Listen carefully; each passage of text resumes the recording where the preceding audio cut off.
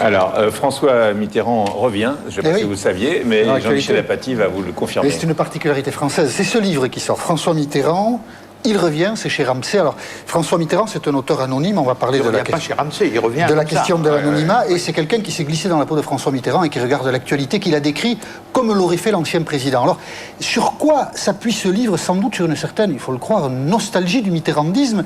Ce qui est un peu étonnant parce que le bilan du mitterrandisme est quand même très mitigé. Par exemple, François Mitterrand ne nous a pas préparé à la mondialisation. C'est ce que répète sans arrêt Nicolas Sarkozy quand il dit on a pris 25 ans de retard. Il englobe Jacques Chirac et François Mitterrand. Le François Mitterrand, c'est 14 années à l'Élysée, un désordre épouvantable dans les finances publiques.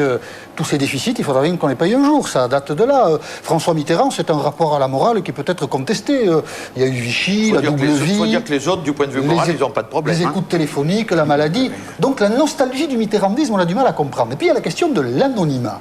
Qui a écrit ce livre? Alors, en France, il y a une chose qui est acquise. Les lettres anonymes, ça n'est pas bien. Mais les livres anonymes, alors là...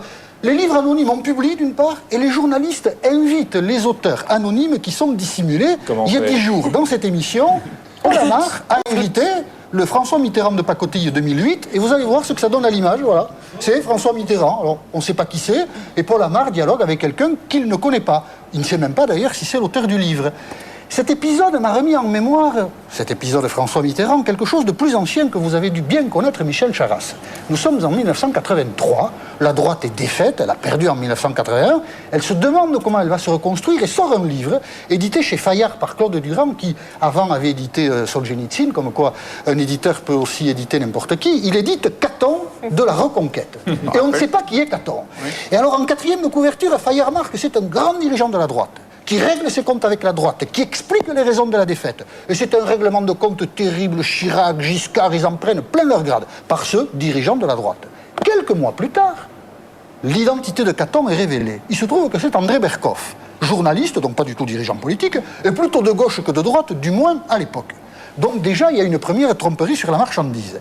Et comme André Berkoff, quand le livre était sorti, ne pouvait pas assurer lui-même la promotion du livre, parce qu'il savait que ses copains journalistes l'auraient reconnu, il a demandé à un jeune homme de faire pour lui la promotion du livre. Et un jour, France Inter a interrogé ce jeune homme, pensant qu'il s'agissait de l'auteur Caton, et écoutez bien le jeune homme, ça va vous dire quelque chose. La vérité, c'est tout simplement que le pouvoir socialiste ne tombera pas comme un fruit mûr, et ce qui laisse entendre que nous pouvons, c'est-à-dire nous la droite, revenir au pouvoir dans les mois qui viennent, ou même dans les 2 années qui viennent, se trompe et trompe les Français. C'est pas parce que Pierre Mauroy est à Cayenne ce matin que nous sommes débarrassés de la gauche. Nous, la droite, dit-il. C'est François Hollande qui parle. Nous sommes en 1983. François Hollande, conseiller à l'Élysée. Vous ne connaissiez pas cette histoire? Il était conseiller à l'Élysée, il intervient. Il n'était plus. Il l'était, bien sûr qu'il était en 83. Et je m'excuse, il est resté conseiller à l'Élysée un mois. Eh bien, monsieur... ensuite, il est allé rejoindre le cabinet de Max Gallo comme directeur de cabinet. Max Gallo était ministre de la porte-parole du gouvernement. Porte-parole du gouvernement. Alors, il faudra vérifier les dates. Est-ce qu'il était déjà directeur de cabinet? Il est resté en 80, très peu de temps. Directeur de cabinet de Gallo. C'est-à-dire, il est dans un gouvernement, vous voyez, et il se fait passer pour un dirigeant de droite sur une antenne nationale. Qu'est-ce qu'on apprend quelques mois plus tard encore? C'est pas beau, ça. Qu'en fait, cette histoire avait été montée par Jacques Attali, qui avait été trouvé Claude Durand et qui lui avait dit la droite nous embête, est-ce qu'on peut pas lui mettre quelque chose dans les pattes? Et donc ils ont fabriqué Caton. Et qu'est-ce qu'on a appris encore plus tard? Que c'est François Mitterrand qui avait dit à Jacques Attali, dis donc cette droite elle nous embête, vous pourriez pas lui mettre quelque chose dans les pattes? Et donc on avait fait Caton, Berkoff, Hollande. Mais vous voyez, c'est pas très beau les livres anonymes, et les livres anonymes c'est comme les lettres anonymes. Vous savez où ça a sa place? À la poubelle. Wow. C'est parfait.